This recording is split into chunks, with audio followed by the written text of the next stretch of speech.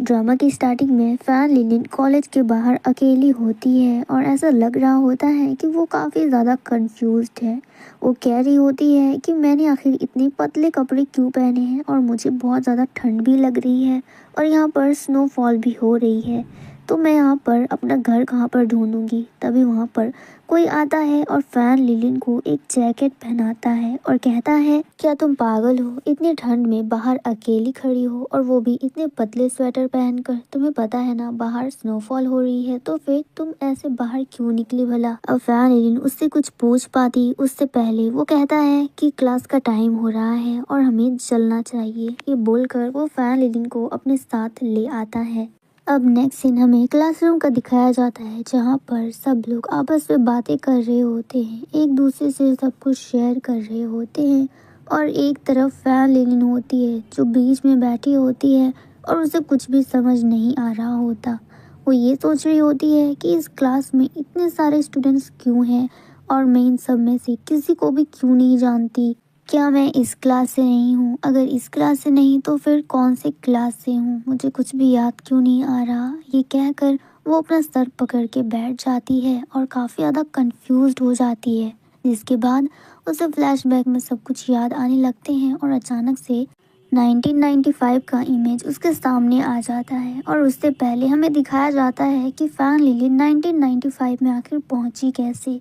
Actually में fan linen के parents काफ़ी ज़्यादा लड़ाई करते थे।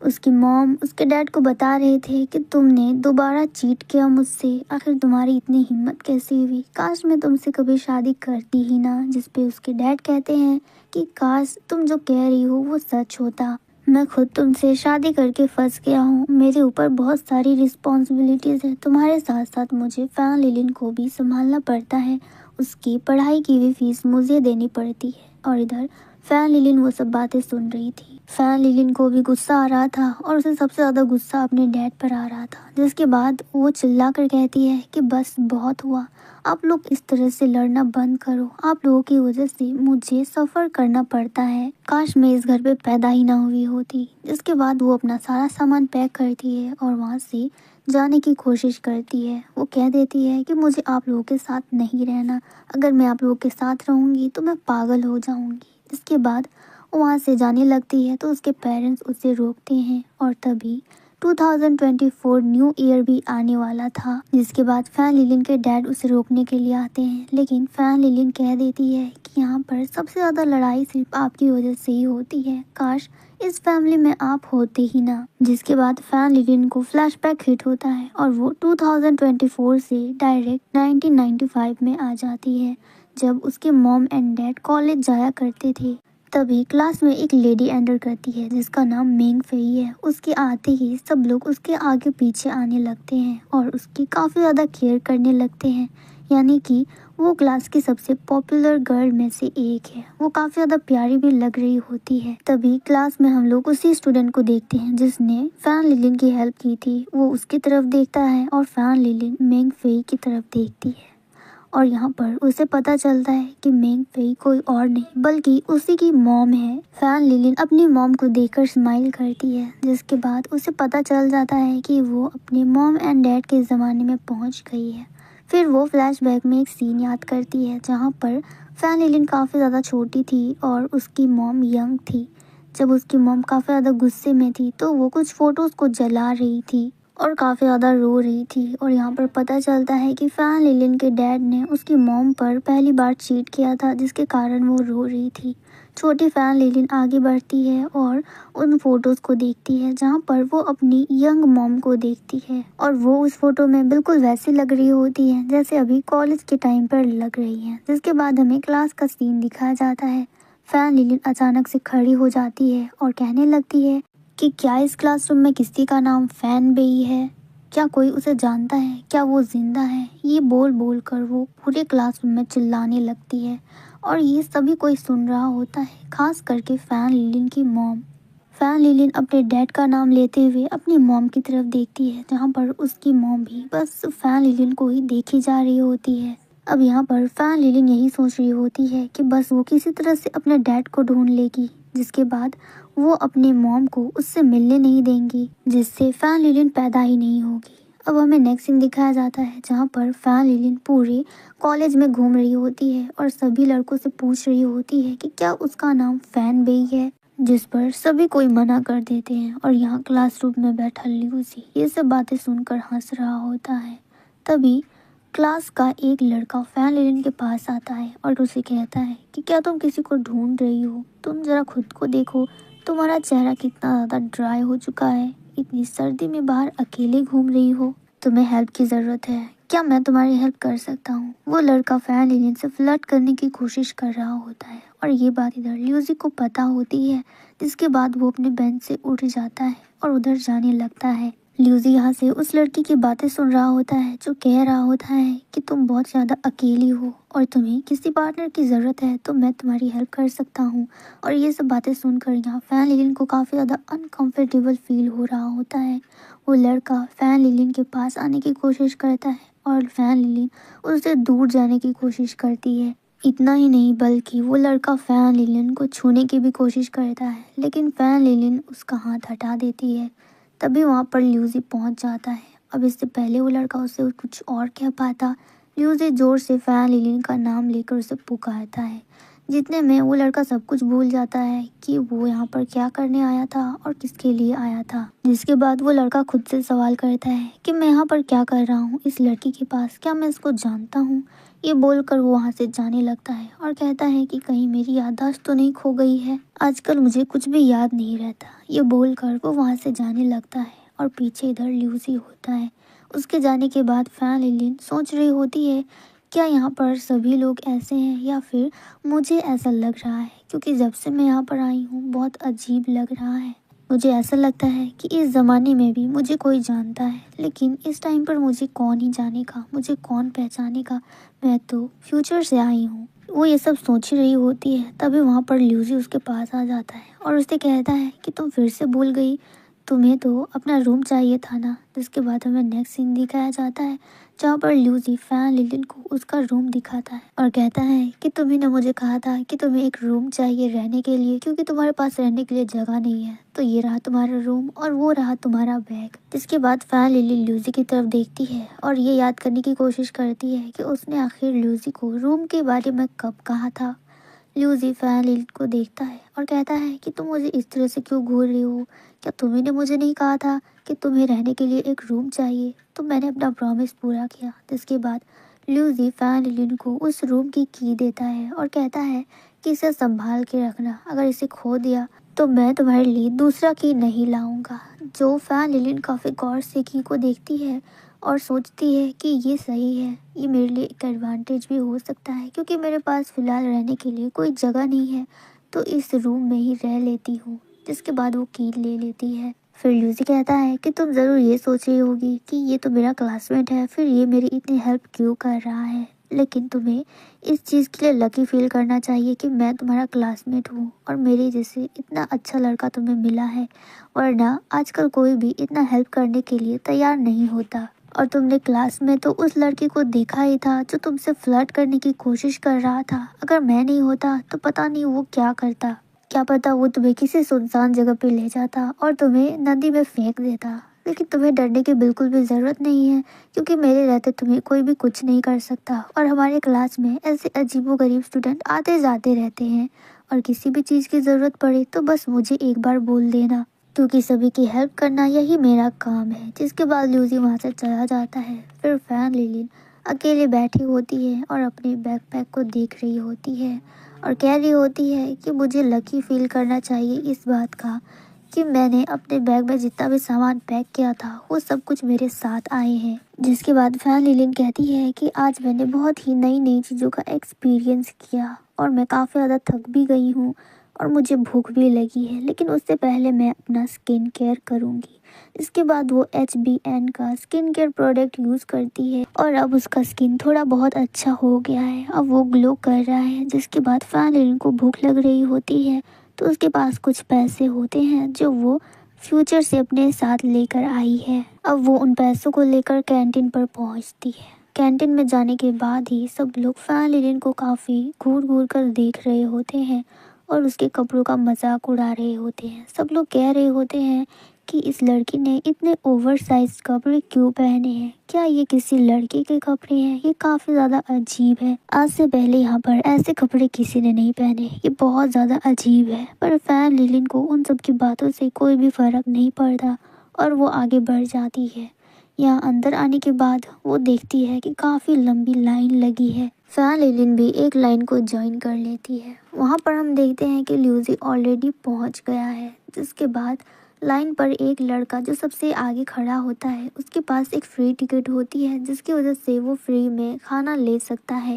लेकिन वो इतना ज़्यादा शर्मीला होता है कि उसे काफ़ी ज़्यादा शर्म आ रही होती है ये बोलने में कि मुझे फ्री का खाना चाहिए। अब उसके पीछे जो लड़का खड़ा होता है वो उसे कह रहा होता है कि या तो तुम जल्दी खाना लो या फिर मुझे आगे लगने दो। लेकिन वो काफ़ी ज़्यादा घबराया होता है और वो लाइन से पीछे हट जाता और कहता है कि मुझे नहीं चाहिए। अब वहाँ का कैंटीन मैनेजर उसे कहता है कि ये तुम्हारा खाना रेडी हो गया है और तुम इसे बिना लिए यहाँ से जा रहे हो। क्या तुम्हें ये नहीं चाहिए? क्या मैं ये दूसरे इंसान को दे दूँ? तुम कितनी देर से यहाँ लाइन पर लगे थे और जब तुम्हारी बारी आ गई तो तुम यहाँ से जा रहे हो। क्या तुम्हें ये सही लग रहा है?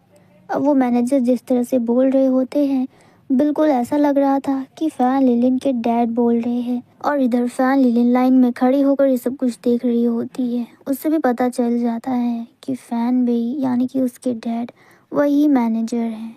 इधर ल्यूसी को देखते हैं जो अपना खाना खा रहा होता है और कह रहा होता है कि ये तो बहुत ही ज़्यादा टेस्टी है, मैं इसे सब ख़त्म कर सकता हूँ। जिसके बाद ल्यूसी अपना खाना खाने लगता है और वहाँ से सब कुछ गौर से देख रहा होता है। अब यहाँ पर फैन बेई काफ़ी ज़्यादा स्पीचलेस हो जाते हैं और वो फिर से कहते हैं कि क्या तुम्हें ये खाना नहीं चाहिए? क्या मैं ये दूसरे इंसान को दे दूँ? तो वहाँ पे लाइन में लगी जितने भी लोग होते हैं सब लोग उसे चिढ़ा रहे होते हैं, उस लड़के को चिढ़ा रहे होते हैं कि तुम फ्री का खाना खाने आते हो और जब तुम्हें सच में फ्री का खाना मिल ही रहा है तो फिर तुम उसे ले क्यों नहीं रहे, पीछे क्यों हट रहे हो। अब फैन बेई दोबारा उससे पूछता है कि तुम इसे लोगे या नहीं। तो वो लड़का मना कर देता है और कहता है कि मुझे नहीं खाना, मेरी भूख मिट गई है। ये बोलकर वो वहाँ से जाने लगता है। तभी फैन लिलिन आगे आती है और उस लड़के को कहती है कि तुम ऐसे कैसे जा सकते हो, इतनी देर तक लाइन पर लग के तुम ऐसे ही जा रहे हो। तुम्हारी वजह से हम लोगों ने भी वेट किया है और हम उसे वेस्ट नहीं जाने देंगे। फिर वो उसका हाथ पकड़कर वो खाना उसके हाथों में दे देती है और कहती है कि इसे लेकर जाओ और जब तक इसे ख़त्म नहीं करोगे तब तक इसे वापस मत लेकर आना। फैन लिलिन के पीछे उसके डैड होते हैं जो सब कुछ देखकर काफ़ी ज़्यादा खुश होते हैं कि चलो कोई तो है जिसने उसका स्टैंड लिया। अब इधर ल्यूसी को देखते हैं जिसने अपना खाना ख़त्म कर लिया है। अब सब लोग धीरे धीरे लाइन लगाने लगते हैं खाना खाने के लिए। इसके बाद वो लड़का सिर्फ अपने टिफ़िन को ही देखे जा रहा होता है। जिसके बाद काफ़ी देर देखने के बाद वो थैंक यू बोलता है, जो देखकर फैन लिलिन काफ़ी ज़्यादा खुश होती है। तभी वहाँ पर मेंग फेई आ जाती है और एक लड़के को कहती है कि मेरे रास्ते से हटो, तुमने तो खाना खा लिया होगा, अब मेरी बारी है। जिसके बाद मेंग फेई भी अपनी लाइन पर लग जाती है। तभी उसकी नज़र फैन बेई पर जाती है जो उसे देखकर स्माइल कर रहा होता है और उसे देखकर मेंग फेई भी स्माइल करती है और ये फैन लिलिन देख लेती है और उसे समझ आ जाता है कि यहीं से मेरे मॉम एंड डैड की लव स्टोरी स्टार्ट हुई थी।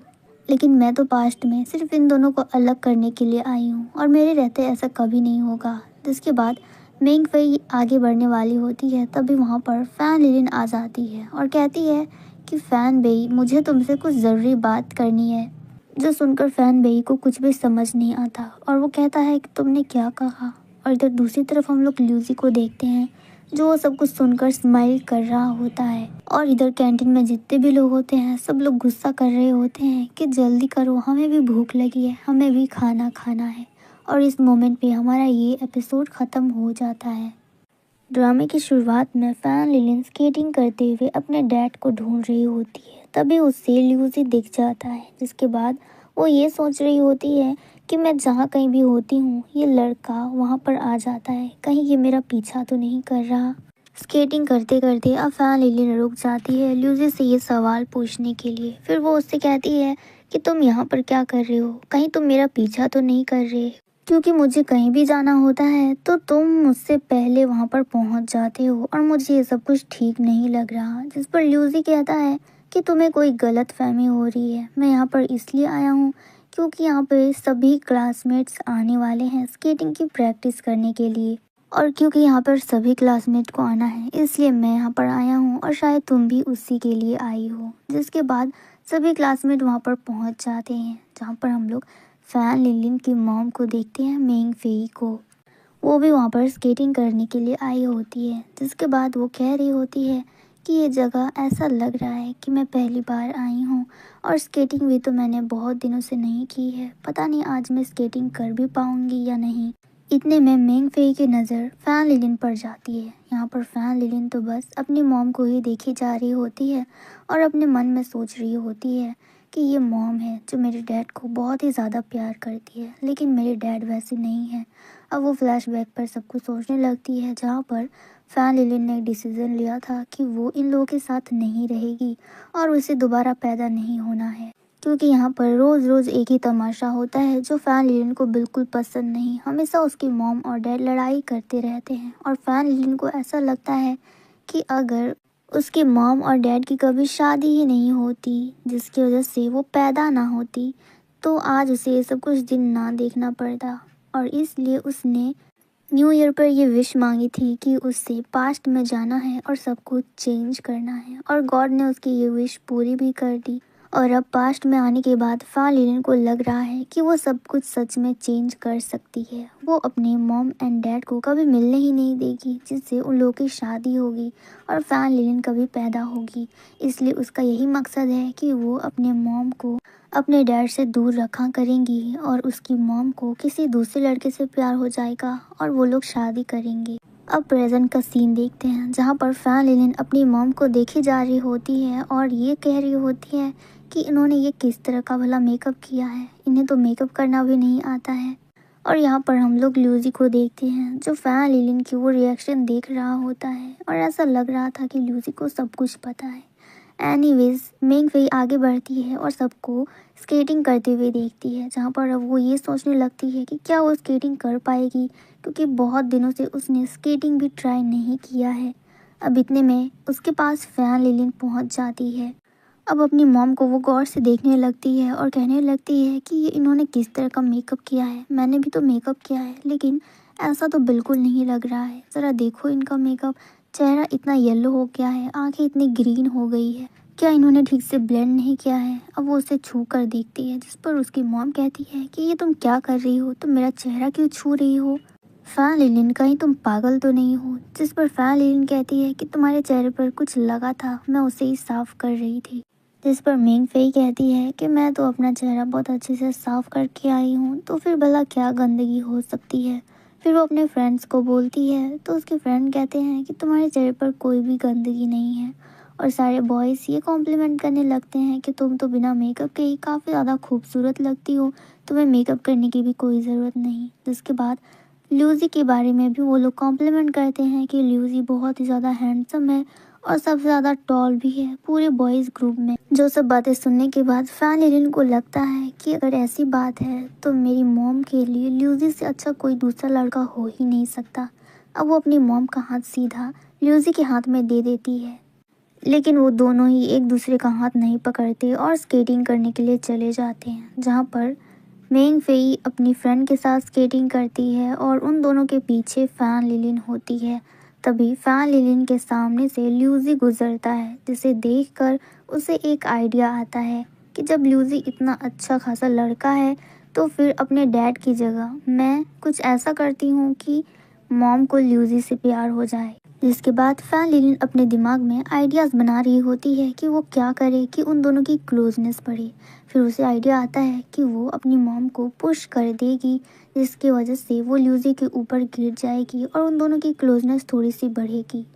अब उसी मिशन को पूरा करने के लिए फैन लिलिन अपनी मॉम को पुश करने के लिए उसके पास जाती है, लेकिन उसकी मॉम थोड़ी सी ज़्यादा ही आगे बढ़ जाती है, जिसकी वजह से फैन लिलिन गिरते गिरते बचती है और ल्यूजी उसे पकड़ लेता है। जिसके बाद फैन लिलिन की जान तो बच जाती है, लेकिन वो पकड़ी जाती है। ल्यूजी उसे कहता है तुम ठीक तो हो, लेकिन फैन लिलिन को पता होता है कि ल्यूजी को सब कुछ मालूम है। फिर ल्यूजी उसे कहता है कि तुम ये सब कुछ जानबूझ के कर रही हो क्या, तुम्हें पता है इस काम में कितना ज़्यादा खतरा है, कहीं तुम हमारी हड्डियाँ अलग करने की कोशिश में तो नहीं लगी हो। अब वो इसे ये सब बातें बता ही रहा होता है तभी आवाज़ आती है कि कोई बेहोश हो गया है और सब लोग दौड़कर उसी के पास जा रहे होते हैं। अब यहाँ आकर पता चलता है कि जो लड़का बेहोश हुआ था वो कोई और नहीं बल्कि फैन बेई है। वहाँ पर मेंग फेई भी ऑलरेडी पहुँच चुकी होती है। उसे काफ़ी ज़्यादा चिंता होती है फैन बेई की। मेंग फेई काफ़ी ज़्यादा घबरा जाती है और वो फैन बेई को कहती है कि तुम अपना ध्यान नहीं रख सकते, तुम्हारे हाथ कितने ज़्यादा ठंडे हो गए हैं, अगर तुम्हें कुछ हो गया तो। तभी वहाँ पर फैन लिलिन आ जाती है और वो ये सब कुछ देखकर यही सोच रही होती है कि मॉम कितनी ज़्यादा चिंता कर रही है मेरे फ्यूचर डैड की। इधर मेंग फेई को देखते हैं जो काफ़ी ज़्यादा घबरा जाती है फैन बेई से ज़्यादा। वो कहने लगती है कि तुम अपना ध्यान बिल्कुल भी नहीं रखते ना, देखो तुम्हारा हाथ कितना ज़्यादा ठंडा हो गया है, तुम अभी बेहोश हो गए थे, बाहर इतनी ज़्यादा सर्दी है, अगर तुम सर्दी को बर्दाश्त नहीं कर सकते तो थोड़े मोटे कपड़े पहना करो। इसके बाद वो उसके हाथों को गर्म करने लगती है, उसे सहलाने लगती है ताकि उसे थोड़ा अच्छा फील हो। और यहाँ साफ पता चल रहा होता है कि मेंग फेई फैन बेई से बहुत ज़्यादा प्यार करती है, उसकी बहुत ज़्यादा चिंता करती है। और वो सब कुछ इधर फैन लिलिन देख रही होती है। उसे भी लग रहा होता है कि बस बहुत हो रहा है, अगर ऐसे ही चलता रहा तो इन दोनों की क्लोजनेस कुछ ज़्यादा ही बढ़ जाएगी। जिसके बाद फैन लिलिन जोर से चिल्लाती है कि फैन बेई तुम बहुत ही बड़े बेवकूफ़ हो और तुम पागल हो। वो उसकी नॉन स्टॉप बेइज्जती की जा रही होती है। जिसके बाद वो कहती है कि तुम्हें पता है ना कि हम सब लोग यहाँ पर किस लिए आए हैं, हम सब लोग यहाँ पर स्केटिंग करने के लिए आए हैं और तुम्हारी वजह से वो प्लान कैंसिल हो गया। फिर वो उसका हाथ मेंग फेई के हाथों से हटा देती है और कहती है कि तुम अपना ध्यान बिल्कुल भी नहीं रख पाते। जो सब बातें सुनने के बाद फैन बेई कहता है कि तुम तो वही लड़की हो ना जो कैंटीन पर थी। उस दिन कैंटीन पर तुम मुझे ऐसे बोल रही थी जैसे तुम्हें मुझसे कुछ ज़रूरी बात करनी है, और आज भी ऐसा लग रहा है कि तुम्हें मुझसे बात करनी है। लेकिन मैं तुम्हें साफ साफ बता दूं कि मैं तुम्हें डेट नहीं कर सकता। अगर तुम्हें किसी को डेट करना है तो ऑनलाइन पार्टनर ढूंढ लो और उसे डेट करो, क्योंकि मैं वैसा लड़का नहीं हूँ जैसा तुम मुझे समझ रही हो। मैं ऑलरेडी किसी को बहुत ज़्यादा पसंद करता हूँ और वो तुम नहीं हो, तो मुझे माफ़ कर दो। जो सब बातें सुनने के बाद यहाँ पर फैन लिलिन का दिमाग ख़राब हो जाता है और वो कहती है कि फैन बेई तुम सच में एक नंबर के गधे हो। ये बोलकर वो वहाँ से चली जाती है। और उसके जाने के बाद देखते हैं कि ल्यूजी बीच में होता है और ये सब कुछ बातें सुन रहा था। फिर वो उसे देखकर स्माइल करता है। अब नेक्स्ट सीन हमें दिखाया जाता है फैन लिलिन अपने रूम पर होती है और अपना स्किन केयर कर रही होती है। तभी कोई दरवाज़ा खटखटाता है। फैन लिलिन दरवाज़ा खोलने जाती है तो वहाँ से मेंग फेई आती है और वो आने के बाद ही सीधा ये कहने लगती है कि क्या तुम फैन बेई को इस तरह से बुरा भला बोलना बंद करोगी, क्योंकि मुझे सब कुछ बिल्कुल अच्छा नहीं लगता जो भी तुम उसके बारे में कहती हो। पर फैन लिलिन को उसकी बातों पर कोई भी फ़र्क नहीं पड़ता। फिर वो उसके पास जाकर कहती है कि फैन लिलिन देखो, मुझे पता है कि तुम फैन बेई को पसंद नहीं करती, लेकिन उसके बारे में ऐसा मत बोला करो। मैं तुम्हें समझा सकती हूँ, देखो मैं उसे बहुत ज़्यादा पसंद करती हूँ। और वो इसके बारे में और कुछ बोलती उससे पहले फैन लिलिन को याद आता है कि उसकी मॉम को तो मेकअप करना बिल्कुल नहीं आता। फिर फैन लिलिन कहती है कि मैं तुम्हारी बात सुनूंगी अगर तुम मेरी बात मानोगी तो। फिर वो उससे चेयर पर बैठा देती है और कहती है कि मैं जो भी अभी करने वाली हूँ चुपचाप उसको देखते रहना।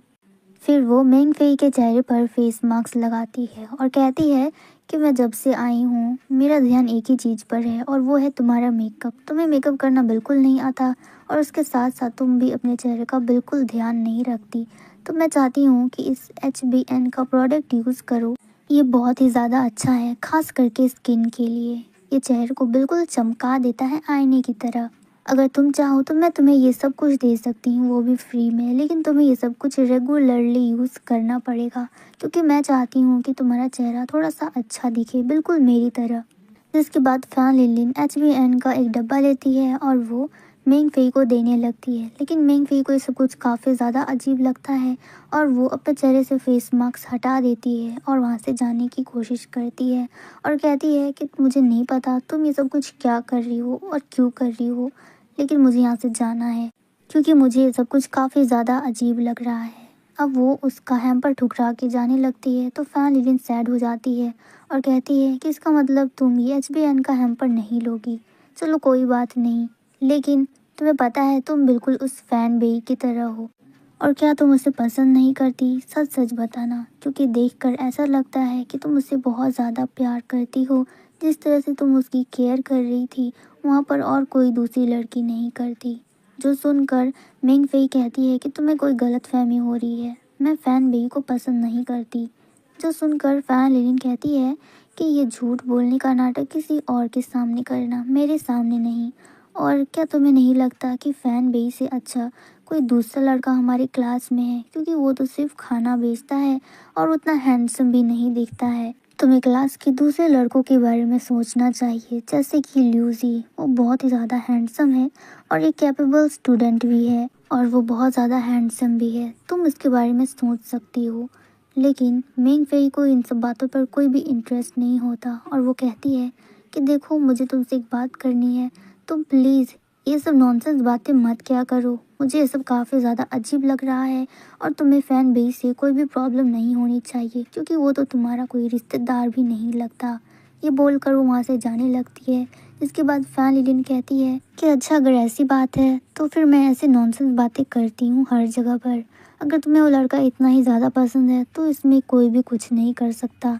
फिर वो उसे वो अपना HBN का हैम्पर देते हुए कहती है कि जाओ उसी लड़के के साथ रहो, फैन वेई के साथ, जो कैंटीन पर खाना बेचता है, क्योंकि बेचारा और कुछ कर भी तो नहीं सकता खाना बेचने के अलावा। एक तरह से फैन लिलिन फैन वेई की बेइज्जती कर रही होती है ताकि मिंग फेई को एहसास हो और वो फैन वेई को पसंद ना करे। अब मिंग फेई वहाँ से जाने लगती है, तभी वहाँ से ल्यूजी दूसरी तरफ से आ रहा होता है। वो फैन लिलिन को कहता है कि तुम्हें गर्म पानी चाहिए या फिर ठंडा पानी। अब फैन लिलिन को ल्यूजी से कुछ बात नहीं करनी होती, इसलिए वो वापस जाने लगती है। तो ल्यूजी उसके पीछे पीछे आने लगता है और कहता है कि तुम मुझे इस तरह से इग्नोर क्यों कर रही हो, मैं तो तुम्हारे लिए गर्म पानी लेकर आया हूँ। इसके बाद फैन लिलिन अपने रूम की तरफ जाने लगती है और दरवाज़ा लगा देती है, पर ल्यूजी वहाँ पर पहुँच जाता है और उसे कहता है कि तुम मुझे इस तरह से इग्नोर क्यों कर रही हो भला, मैं तुम्हारे लिए गर्म पानी लेकर आया हूँ और ऐसा लग रहा है कि तुम्हें इसकी कोई चिंता ही नहीं। फिर वो उस गर्म पानी को नीचे रख देता है और कहता है कि इसे याद से ले जाना। और इस मोमेंट पे हमारा ये एपिसोड ख़त्म हो जाता है। ड्रामा की शुरुआत में फैन लिलिन और ल्यूसी दोनों खाना खाने के लिए बाहर आए हुए होते हैं। तभी फैन लिलिन अपने आसपास के लड़कियों को देख रही होती है, जिन लोगों ने बहुत ही अलग तरह के कपड़े पहने होते हैं। मतलब पहले के ज़माने में सब लोग इतने ज़्यादा फैशनेबल नहीं थे और फैन लिलिन ने बहुत ही सिंपल ड्रेस पहना होता है, जो उस पर काफ़ी ज़्यादा अच्छा भी लग रहा था। अब जाते टाइम फैन लिलिन की नज़र एक आंटी के ग्रुप पर पड़ती है, जहाँ पर सब लोगों ने अपने बालों पे बहुत ही अजीब तरह के ग्लिटर्स लगाए होते हैं, जो देखकर तो फैन लिलिन को भी काफ़ी ज़्यादा अजीब लग रहा होता है और सोच रही होती है कि ये इन लोगों ने अपना क्या हाल बना रखा है। तभी उन आंटियों की नज़र फैन लिलिन पर पड़ती है और सबसे पहले वो लोग फैन लिलिन के जूतों पर कमेंट करती है और कहती है कि ये देखो, इसने किस तरह के जूते पहन रखे हैं, ऐसा लग रहा है कि कोई ब्रेड पहना हो। और इसने इतने फैशनेबल कपड़े कैसे पहने हैं, ऐसा लग रहा है कि आजकल के बच्चे कुछ ज़्यादा ही बिगड़ गए हैं। और ये सब बोलकर वो सभी आंटियां हंसने लगती हैं, जो देखकर ल्यूजी आगे बढ़ता है और कहता है उन सभी से कि आप लोगों को नहीं लगता कि ये गर्ल्स फ्रीडम है, मतलब कोई भी अपने पसंद का कोई भी ड्रेस पहन सकता है। जैसे कि आप सभी ने इतने अजीब तरीके से अपने बालों को बांधा है, उस पर आपको कोई भी कुछ नहीं बोल रहा, तो उसी तरह से आप लोगों को भी दूसरे के बारे में कुछ नहीं बोलना है। और वैसे भी ये एक नॉर्मल शू है जो कोई भी पहन सकता है। शायद आप लोगों को इसके बारे में पता नहीं है, क्योंकि आप लोगों के ज़माने में ऐसे जूते नहीं पहना करते थे और आजकल ऐसे जूते पहनना फैशन है। खैर, ये सब कुछ आपको नहीं पता होगा, क्योंकि आप लोग हो भी तो पुराने ज़माने के। जो बात सुनकर उन आंटियों को अच्छा नहीं लगता और वो लोग शक्ल बना के वहाँ से चले जाते हैं। उन लोग के जाने के बाद फैन लिलिन की नज़र पड़ती है उसकी मॉम पर। वो रेस्टोरेंट के अंदर होती है और कुछ लोगों के साथ होती है। हमें अंदर जाके पता चलता है कि वो लोग फैन लिलिन के मॉम और डैड हैं और वो लोग यहाँ पर मिंग फेई के रिश्ते की बात करने आए होते हैं, जहाँ पर उस लड़के के साथ उसकी मॉम और डैड भी आए होते हैं। और उसकी मॉम उस लड़के की बहुत ज़्यादा तारीफ़ कर रहे होते हैं कि मेरा बेटा बहुत ज़्यादा हैंडसम है और इसके पीछे लड़कियां लाइन लगा के खड़ी होती हैं और ये एक बिजनेसमैन भी है, ये बहुत ज़्यादा पैसे कमाता है। तभी पीछे हम लोग फैन लिलिन और ल्यूजी को भी देखते हैं, जो लोग उसी रेस्टोरेंट पर आए होते हैं। और यहाँ पर उस लड़के की मॉम बहुत ही ज़्यादा तारीफ़ कर रही होती है कि आपकी बेटी बहुत ही ज़्यादा लकी है, अगर उसकी शादी मेरे बेटे से हो गई तो। जिसके बाद उस लड़के का बाप भी उसकी बहुत ज़्यादा तारीफ़ करता है कि मेरा बेटा बहुत ज़्यादा स्मार्ट है। और ये बात सच है कि वो बहुत ज़्यादा पैसे कमाता है, इतना कि वो अपना घर अकेले खुद चला सकता है। पीछे एक लुक हमें फैन लिलिन और ल्यूजी का दिखाया जाता है, जहाँ पर फैन लिलिन की नज़र तो उन लोगों पर ही होती है, लेकिन ल्यूजी सिर्फ फूड ऑर्डर करने में लगा होता है। वो ऐसे प्रिटेंड कर रहा होता है जैसे उसे कुछ भी मालूम नहीं। फिर हमें मेंग फेई को दिखाया जाता है, उसे बिल्कुल भी अच्छा नहीं लग रहा होता, लेकिन मजबूरन उसे उन लोगों को टी सर्व करनी पड़ती है।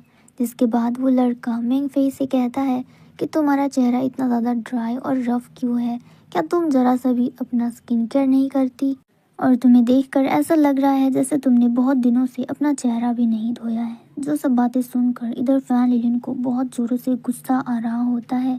तभी मेंग फेई की होने वाली मदर इन लॉ उसे कहती है कि तुम तो लड़की हो ना, और लड़की होकर भी अपना चेहरे का बिल्कुल भी ध्यान नहीं रखती। क्या इस तरह से रहोगी तो कोई भी लड़का तुम्हें पसंद करेगा? तुम्हें अपने साथ साथ अपने चेहरे का और अपने बॉडी का भी ध्यान रखना होगा। जो सब बातें सुनकर वो लड़का हंसने लगता है और मेंग फेई को बिल्कुल भी अच्छा नहीं लग रहा होता। जिसके बाद मेंग फेई की मॉम कहती है कि आप लोग उस पर ज़्यादा ध्यान मत दो, हम लोग मेंग फेई के लिए अच्छे से स्किन केयर प्रोडक्ट ला देंगे। इधर दूसरी तरफ फैन लिलिन को वो सब बातें सुनकर बिल्कुल अच्छा नहीं लग रहा होता, और वो सोच रही होती है कि एक बार अगर वो लड़का उसे मिल जाए तो वो उसे इतना ज़्यादा पीटेगी कि वो लड़का अपना नाम तक याद नहीं रख पाएगा। आखिरकार उसकी इतनी हिम्मत कैसे हुई मेरी मॉम की बुराई करने की। इधर दूसरी तरफ मेंग फेई की मॉम उन लोगों से कहती है कि मेंग फेई की तबीयत कुछ दिनों से ठीक नहीं थी, इसलिए इसका चेहरा ऐसा हो गया है, वरना इसका चेहरा बहुत ही ज़्यादा ग्लोई है। और ये सब बातें सुनकर फैन लिलिन को बिल्कुल भी बर्दाश्त नहीं होता। फिर वो वहाँ से उठने लगती है, तभी कप नीचे गिरने ही वाला होता है तो ल्यूजी उसे पकड़ लेता है और ल्यूजी उसे कहता है कि तुम्हारा आखिर ध्यान कहाँ है? तुम जब से रेस्टोरेंट पर आई हो तुम बहुत ज़्यादा गुस्से में हो, और तुम्हें याद है ना बिल पे तुम्हें करना है। जिसके बाद फैन लिलिन की नज़र उस लड़के पर पड़ती है जो सिर्फ फैन लिलिन को ही देखे जा रहा होता है। फिर फैन लिलिन का रिएक्शन देखते हैं, उसे काफ़ी ज़्यादा अजीब लग रहा होता है जिस तरह से वो उसे घूर रहा था। फिर फैन लिलिन उठ जाती है अपना बिल पे करने के लिए। जब फैन लिलिन बिल काउंटर पे जा रही होती है तब भी उस लड़के की नज़र सिर्फ फैन लिलिन पर ही होती है। फिर फैन लिलिन बिल पे करती है तो वो लेडी कहती है कि ये तुम किस तरह के पैसे दे रही हो भला, ऐसा लग रहा है कि ये नकली पैसे हैं, और ये इतने पिंक क्यों हैं? तो फैन लिलिन कहती है कि क्या ये पैसे तुम्हें नकली लग रहे हैं? इधर दूसरी तरफ उस लड़के को देखते हैं जो फैन लिलिन को देखकर कुछ ज़्यादा ही मुस्कुरा रहा होता है, और वो सब कुछ मेंग फेई भी देख रही होती है। अब इधर फैन लिलिन के पास पैसे नहीं होते तो वो ल्यूजी की तरफ देखती है, लेकिन ल्यूजी के पास तो नकली पैसे भी नहीं होते। इतने में हम लोग देखते हैं कि मेंग फेई काफियों से आगे बढ़ते हुए कहता है कि तुम्हें बिल देने की कोई भी ज़रूरत नहीं है, बिल मैं पे कर दूंगा। जिसके बाद वो फैन लिलिन के सामने आता है और अपना हाथ आगे बढ़ाते हुए कहता है, क्या तुम मेरी फ्रेंड बनोगी? बहुत टाइम से मैं तुमको देख रहा हूँ और तुम काफ़ी ज़्यादा क्यूट भी हो। जो बात सुनकर ना फैन लिलिन को इंटरेस्ट आता है और ना ही ल्यूजी को। इतने में पीछे से मेंग फेई चिल्लाते हुए कहती है कि तुम क्या कर रहे हो, तुम्हें उस पर इंटरफेयर करने की कोई भी ज़रूरत नहीं है। जो बात सुनकर मेंग फेई का फियांसे कहता है कि तुम आखिर ऐसा बोल कैसे सकती हो, तुम्हारी हिम्मत कैसी हुई? वो बोलते बोलते आगे बढ़ रहा था और वेटर वहाँ से खाना ले जा रहा था। तभी वो उसे टकरा जाता है और सारा खाना मेंग फेई के फियांसे के ऊपर गिर जाता है, और वो इसी चक्कर में फिसल के गिर भी जाता है। जो सब देखकर ल्यूजी को बड़ा मज़ा आता है। इतने में उस लड़के की मॉम आगे बढ़ते हुए कहती है कि तुम नीचे कैसे गिर गए, क्या तुम अपना बिल्कुल भी ध्यान नहीं रख सकते? जिसके बाद उस लड़के की मॉम सारा दोष मेंग फेई पर डालते हैं और कहते हैं कि सारी गलती तुम्हारी है, अगर तुम बीच में इंटरफेयर नहीं करते तो मेरा बेटा गिरता भी नहीं। जितने में वहाँ पर मेंग फेई के मॉम और डैड आकर उस लड़के को उठाने लगते हैं और कहते हैं कि तुम अपना ध्यान रखा करो, तुम्हारे ऊपर कितना सारा खाना गिर गया है। और मेंग फेई के डैड वो खाना सारा अपने हाथों से हटाने लगते हैं, जो देखकर फैन लिलिन को चिंता हो जाती है और वो मेंग फेई के डैड की हेल्प करने के लिए जाते हैं, क्योंकि आफ्टर ऑल मेंग फेई के डैड फैन लिलिन के ग्रैंडपा जो हैं। फिर वो उसका हाथ साफ करने लगते हैं और कहते हैं कि खाना बहुत ही ज़्यादा गर्म है, कहीं आपका हाथ ना जल जाए, आप अपना ध्यान बिल्कुल नहीं रखते। जो देखकर मिंग फेई के डैड भी शॉक्ड होते हैं और उसकी मॉम भी शॉक्ड होती है। लेकिन मिंग फेई के डैड को खुद से ज़्यादा मिंग फेई के फियांसे की चिंता होती है। तभी मिंग फेई आगे बढ़ती है और कहती है कि ये मेरी क्लासमेट है और मेरी फ्रेंड भी।